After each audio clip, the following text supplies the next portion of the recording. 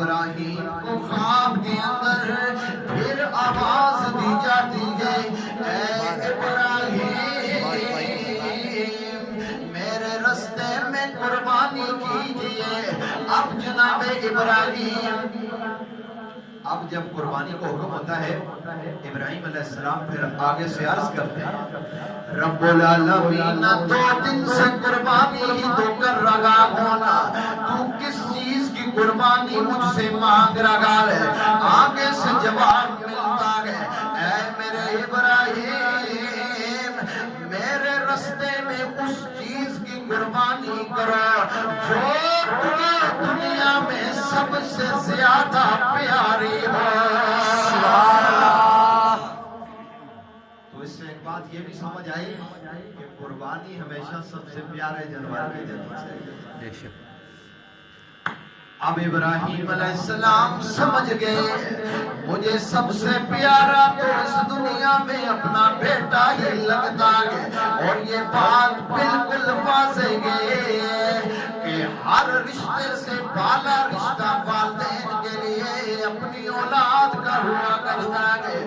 میرے یارو عیداں تے شبراتاں آیاں، عیداں تے شبراتاں آیاں، لوگ کر کر خوشیاں منائیاں، پر مائیں تیرے باجوں کسی نہ پوچھیا۔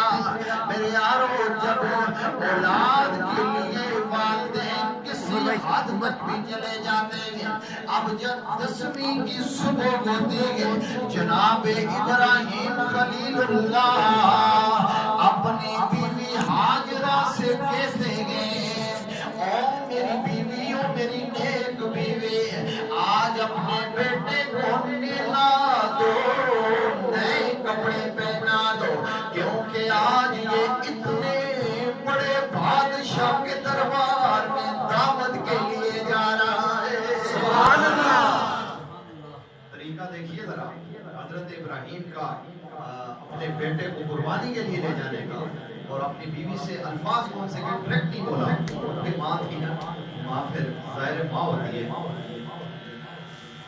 اور جناب ہاجرہ آپ اپنے بیٹے کو حضرت ابراہیم کے کہنے پر نہلاتی ہیں، نئے کپڑے پہنا دیتی ہیں، سر کے اندر بالوں میں تیل بھی لگاتی ہیں۔ عمر سنیے کہ اسماعیل کی عمر کتنی تھی اس ٹائم؟ 7 سال کی عمر تھی میرے یارو۔ 7 سال کا بچہ ہو، آج میں ماں سے پوچھتا ہوں اگر میری آواز سنائی دے کون ماں کے جو اپنے 7 سال کے بچے کو آج قربان کر دے اللہ کی خاطر؟ کسی ماں کے دل میں ایک کلیجہ موجود نہیں ہوگا۔ پر میں جب بھی یہ واقعہ پڑھتا ہوں جناب ابراہیم اور اسماعیل کا، میری آنکھوں سے آنسو بہ جاتے گئے، اور باغوں کے ساتھ ہوا ہوگا جب ابراہیم نے تیرے پیار میں اپنا پیار قربان کر دیا۔ سبحان اللہ۔ جب ابراہیم نے تیرے پیار میں اپنا پیار قربان کیا۔ تو سامعین گرامی جناب ہاجرہ 7 سال کے بچے کو نہلا کے دھلا کے سر میں تیل لگا کے کنگھی بھی کر دیتے ہیں، پھر سرما بھی لگا دیتی ہے، آنکھوں میں خوشبوئیں بھی لگا دیتے ہیں، مسواک بھی کر دیتے ہیں، اللہ اللہ سب تیاری کروا کے باپ کے ہاتھ میں بیٹے کی انگلی پکڑوا دیتے ہیں۔ جناب ابراہیم چپکے سے رسی اور چھری بھی ماں سے چھپاتے ہوئے، اپنی آستین میں چھپاتے ہوئے اس دن مکہ مکرمہ کی وادی منا کی طرف روانہ ہو جاتے ہیں۔ اللہ اللہ جب منا کی اس گاڑی میں جناب ابراہیم پہنچتے ہیں اور اپنے بیٹے اسماعیل 7 سال کے بچے سے سارا واقعہ کے سناتے ہیں، اور بیٹا آج رات کو تیری قربانی کا حکم ہوا تھا، تو بتا تیری کیا مرضی ہے؟ اب یاد رکھیے میرے دوستو، باپ اتنا عظیم تھا تو بیٹا بھی سبحان اللہ۔ باپ اتنا عظیم تھا، اللہ نے بیٹا بھی اسی طرح اتنا عظیم عطا فرمایا۔ بیٹے نے کہا، حضرت اسماعیل نے کہا، بابا جان آپ قربانی کیجئے، اگر یہ رب کا حکم ہے تو آپ کا بیٹا آپ سے کہہ رہا ہے کہ آپ قربانی کیجئے، انشاءاللہ میں اللہ کے حکم پر صابر رہوں گا اور اپنی گردن اس رب کے دربار میں کٹوا دوں گا۔ سبحان اللہ۔ سامعین گرامی، اب جناب اسماعیل علیہ السلام کو جب ابراہیم علیہ السلام یہ واقعہ سناتے ہیں، جناب اسماعیل بیٹے 7 سال کے اپنے بابا جان سے کہتے ہیں، بابا جان میری 3 باتیں آپ سے وصیت کی خاطر کہہ رہا ہوں، کیونکہ میں نے ابھی ذبح ہو جانا ہے رب کے دربار میں، میری 3 باتیں میں ہمیشہ یاد رکھیے گا۔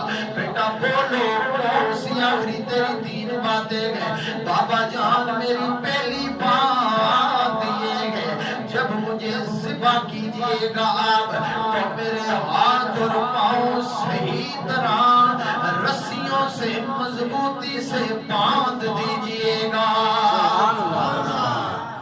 کیوں؟ اس لیے کہ کہیں میں سڑکوں سے ہوتے ہوئے اور آپ کو رحم نہ آ جائے اپنے بیٹے پر، رب کا حکم اور اس کے فرض کی تکمیل کے درمیان میں کہیں نہ آ جاؤں، میرا پیار نہ آ جائے کہیں درمیان میں، تو پھر محبت سے بولیے گا، سامعین گرامی محبت سے بولیے گا، سونا مدینے والا